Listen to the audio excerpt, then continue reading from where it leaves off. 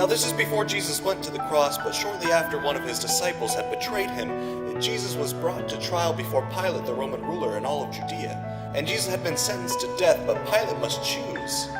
You see, he must choose whether or not to free Jesus or a murderer. And this is where we begin our story. We see the story of Jesus going to the cross, and everything seems to kind of be hand in hand. And then there's this one character that seems to interrupt the narrative. His name's Barabbas. We don't even know much about him except that he's a murderer, a leader of an insurrection, a rebel. And why he's even mentioned, sometimes I'm not so sure. It's like, what? This is about Jesus going to the cross.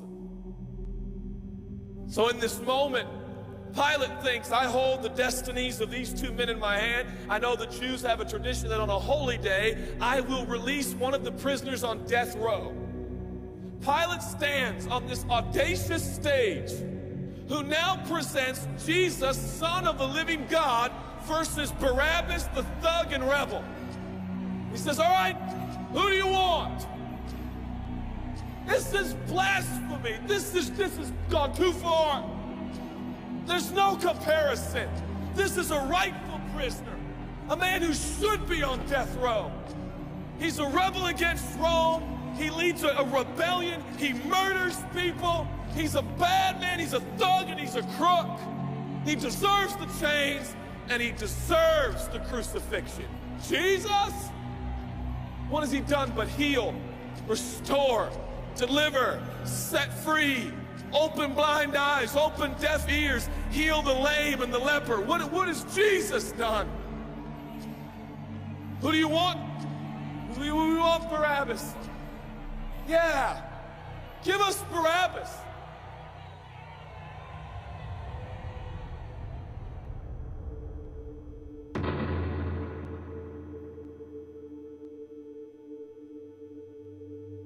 People say, give us Barabbas. The Roman soldiers come up and they put the key in and they unlock Barabbas from his chains and shackles. And he walks down the platform, welcomed by all of his thug friends. Yeah, the people love me. Yeah, that's right. I don't even know who this Jesus guy is, but all I know is my people love me. There seems to be no conscience in Barabbas. There's no record of him turning to Jesus and saying, I owe you everything now, for you have set me free. No, I don't see any of that in Barabbas. And God knew that. Jesus stood there, silent, for he knew the will of the Father. He said, it's fine, Father.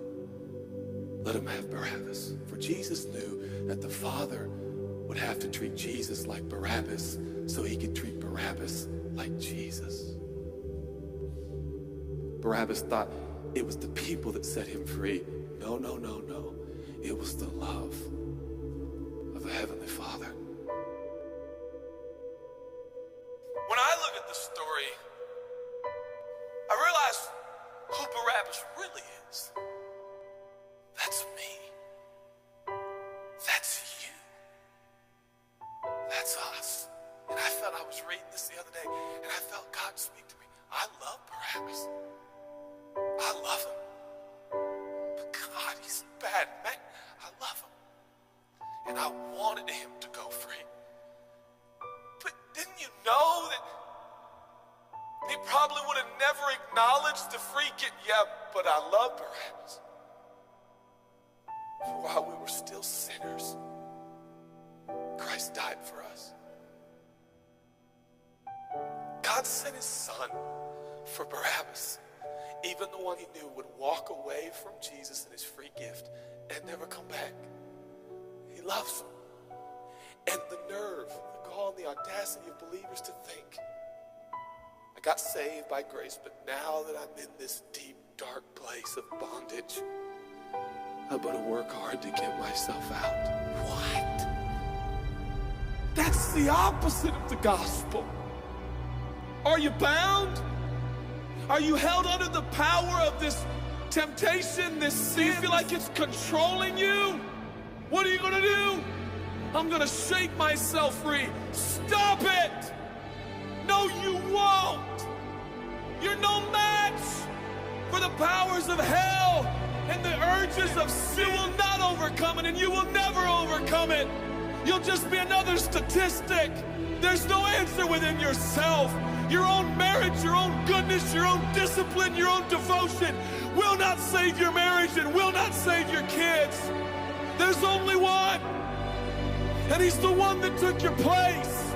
He's the one that stood silently on the platform with Pilate and said, yes, let him have Barabbas. Take me. How many times have I stood on that platform with Pilate and Jesus, and I'm the Barabbas, and they start to take my chains off, and I say, no, I deserve this. I deserve the guilt. I deserve the shame. I deserve the consequence. I deserve it. Jesus seems to look at me and say, no, son, let me have it.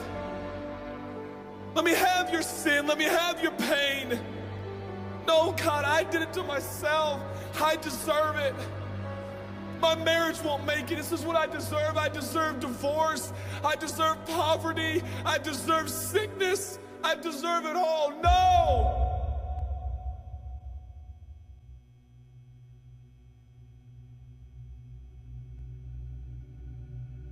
God, I'm so ashamed. Give me your shame. But God, what if I do it again? I'll still be here. Oh, God, I don't want to hurt you. I love you. I don't want to do this anymore. Give me your sins, son.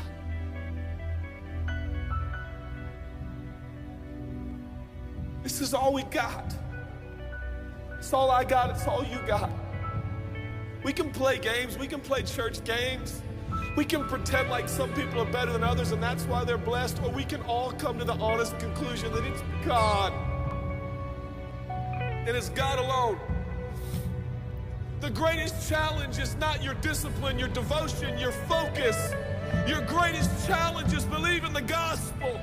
Could it be that there's a God with a love so scandalous, so wide, so deep, so vast, so high, so expansive, so welcoming, so inclusive? Let me have your sin, son. Okay. And I give him my sin. And I stand in this empty space of forgiveness and acceptance while Jesus walks off to the cross that I deserve. I see him walking to the post to be whipped. As I stand a free man, all the attention is turned now. And I feel the love of God saying, go son, live your life. I'll pay the price. Where did we get off? Thinking that we were gonna set ourselves free. It's still Jesus. It'll always be Jesus. It'll never stop being the power of Jesus. If his blood is sufficient for your salvation, his blood is sufficient to sustain you through every challenge and every sin and every temptation. Jesus is